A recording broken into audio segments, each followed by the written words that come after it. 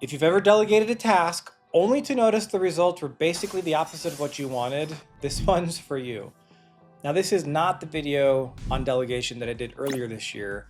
First of all, the picture quality was bad, but the focus of that was different.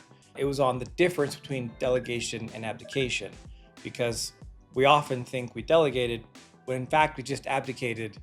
And so I covered some basic foundational elements that your business needs to help you not abdicate. And the link to that video is below if you missed it. Today, I'm going to walk you through my step-by-step framework. When you delegate, the end result, you want it to be what you want, the way you want it, and when you want it. So here are the steps. Step 1, pick the right task. Do not start with the hardest or most critical tasks. Start with the ones that if there are mistakes, there isn't a huge risk of financial loss. Start with tasks that meet at least one of these criteria. It repeats weekly or monthly. It's a bottleneck because you're the bottleneck.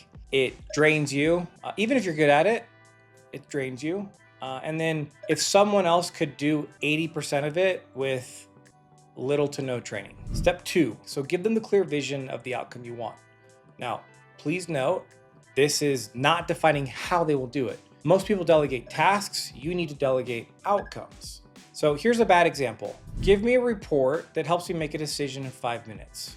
And then a better example is give me a report that helps me make a decision in less than 5 minutes about rerunning this marketing campaign. At Insight, we even bake winning into every team member's job description. So it'll say something like this in their job description. You will know if you're winning if you complete X number of these per week and your work doesn't consistently need rework. So we're just taking those principles, that principle specifically, the principle that everyone wants to know if they're doing well, and then apply it to the delegating tasks. You have to tell them what done looks like. Only the person with the authority to delegate the task can determine what done looks like. So you have to pass it on to give them a chance to succeed. Now, if you skip this step, you're basically asking them to read your mind, and nobody wants that job. Step 3, identify the required resources. If you forget this step, you are going to have additional interruptions that are frankly avoidable by doing this step. So here are some questions to ask to help you identify the resources they need.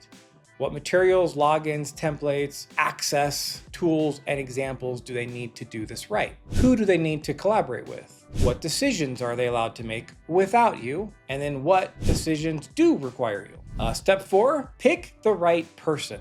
Is this the best person to delegate this to based on their job responsibilities, skill sets, capacity, or growth opportunities?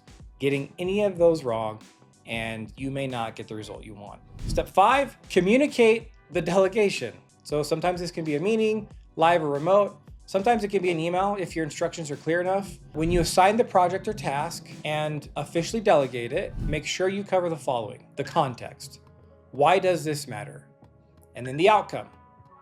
What done looks like.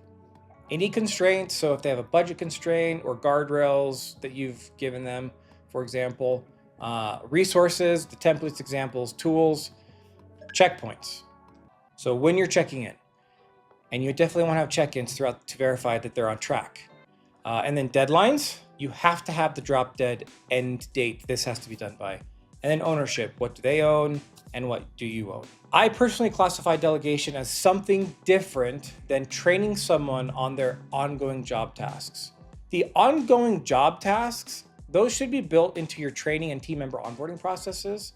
Ongoing job tasks should be retrained throughout their career. Delegation is when you have a team member with developed skill sets that you can assign this task or project to, and you want them to do something specific that isn't likely part of their day-to-day stuff. So for example, my tax firm Insight has a controller who's responsible for making sure we are collecting all of our revenue. Insight also has a Salesforce team.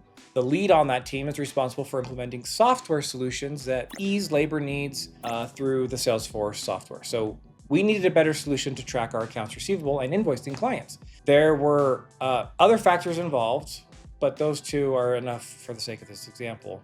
I delegated to both of them to work as a team because they both needed to be on board with the solution. So I delegated the research project of finding that solution. And then I followed these steps that I just shared with you. The delegation request, it was an eight-page document, super clear, everything well defined, a clear outcome of what done would look like and when we needed to make a decision. And guess what?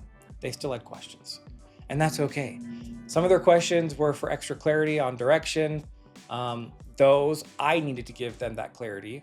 Other questions were about the how. Those I responded to with questions for them because ultimately, as a leader, we want to get them to think, conclude, and verbalize. That's where growth comes from. After you have this meeting, and then the deadline comes and goes and the done is executed on, we want to finish up this whole process with the final step.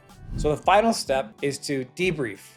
Here are questions that you can ask in the debrief. Things like what worked, what was unclear, what should be in the template next time, what would make this 20% easier next time, was the deadline too short or too long, and why?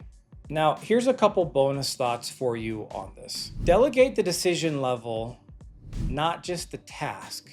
Because if you don't, they do the work, but you're still the brain power. And you want to delegate stuff off that brain plate of yours. When possible, use examples. Examples are often easier to understand than long paragraphs of explanation. And then create the one source of truth. If instructions are scattered across, say, Slack or email, and then your brain, your team has to guess. That's why in my example, I gave them a one-page document, well, 8-page document. Anyway, so let's make sure we're delegating and everything is on this document. And praise in public, correct in private. This isn't just related to delegation. This is a good quality of leadership. Delegation is a great tool for you that when done right, helps you improve your work-life harmony. If you want to know how strong your processes are so you can choose the strongest ones to delegate first, I invite you to invest 10 minutes of your life to take our business efficiency assessment. Not only will it show you areas of low risk that you can delegate, it's also going to show you areas of high risk, which helps you figure out what you want to work on so that then later maybe you can delegate that. And remember, take breaks to work better.